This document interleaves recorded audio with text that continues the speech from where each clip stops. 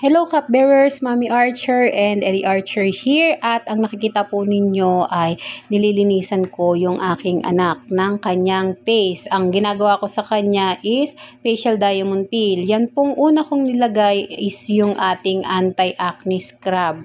Dahil nakitaan ko si Ellie ng 5 pirasong acne doon sa kanyang muka. At syempre hindi ko na po yun patatagalin. So yes po, pwede pong magpa-facial ang mga bata. Ang gamit ko po ay hypoallergenic na mga ingredients or yung mga consumables natin.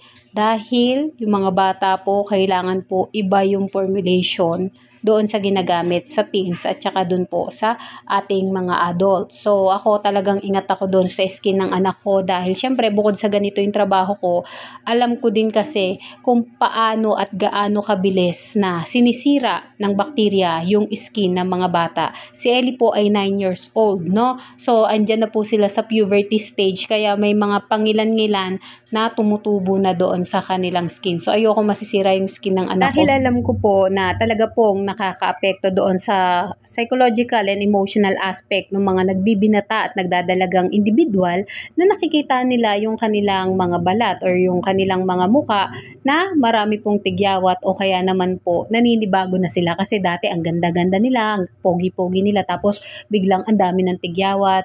So, kailangan po naayos po natin. Ito naman pong ginagamit ko kay Ellie is hypoallergenic na facial foam with salicylic acid and vitamin C. Bakit? Dahil po ang acne or yung tigyawat po is galing po yan dun sa dirt at doon po sa excessive oil production ng balat ng tao. So, ang mangyayari po kapag po excessive yung inyong oil production sa inyong mga skin at madumi, makukontaminate at nagiging acne po, okay? So, kailangan po, konti pa lang, isa pa lang or dalawa pa lang, malinis na kagad, okay? Nagbibigay din po ako ng tips doon po sa mga magulang na marami pong acne yung kanilang mga anak. Especially po doon sa triangle of death, no?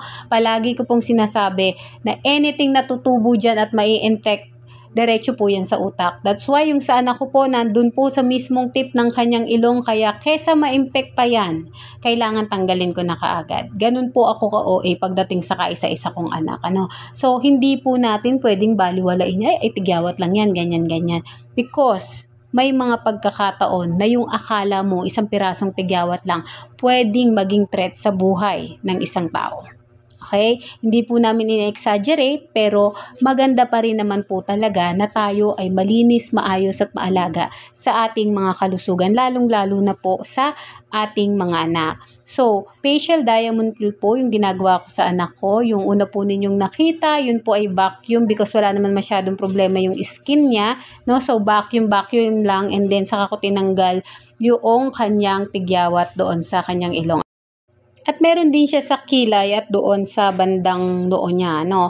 So, ang ginagawa ko na po is diamond peel ko na yung aking anak. So, ang purpose po ng diamond peel is alisin yung mga excess na dry skin doon sa mukha ng ating pasyente at para po maiwasan na pamugaran din yun noong mga bakteryas, no? Kailangan po talagang maayos, malinis. Ingatan po natin yung health ng skin ng ating mga anak at syempre tayo rin po because alam naman po natin na trend ngayon yung maganda talaga yung isang tao. Pero palagi kong tinuturo sa anak ko na kahit na anong ganda at gwapo ng isang tao, kahit ano pa yung meron siya, kung wala siyang takot sa Panginoon at pangit ang karakter ng isang tao, pumapangit pa rin ang tingin sa kanya ng mga taong nasa paligid niya.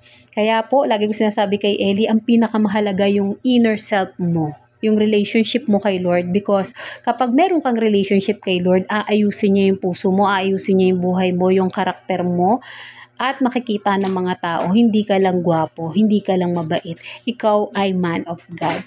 So, ito po, home service po ako, pwede po kayo mag-message sa page o kaya naman po dito po sa number na nakikita po ninyo para po sa inquiry ng inyong mga anak dahil nagbibigay din po ako ng mga libreng tips kung paano po natin sila napapangalagaan. At ito naman pong nakikita ninyo is high frequency. Ito po ay pang-minimize ng pores ng pasyente. Again po, minimize, hindi close. Kasi pag close close po yung pores ng pasyente, wala pong dadaanan yung pawis, malalason po yung tao, pwede pong mamatay, no? At meron din po akong nilagay na serum para po mas maganda yung effect ng ating ginawang facial diamond peel. At ito naman po ay yung PDT Light para po ma-prevent at mapatay lahat ng bakterya doon sa buong muka ni Ellie. So alam niyo na po kung gaano ako kaarte. Pati yung anak ko po ganun din kaarte. Iba-iba yung kulay, iba-iba yung purpose, no? At bukod po doon, habang nakaganyan siya, ako din po ay naglinis na ng aking mukha. So depende po kung ano yung gusto ko na ma-enhance doon sa skin ng anak ko para hindi po masira ng mga acne. Yun lamang po, and God bless everyone!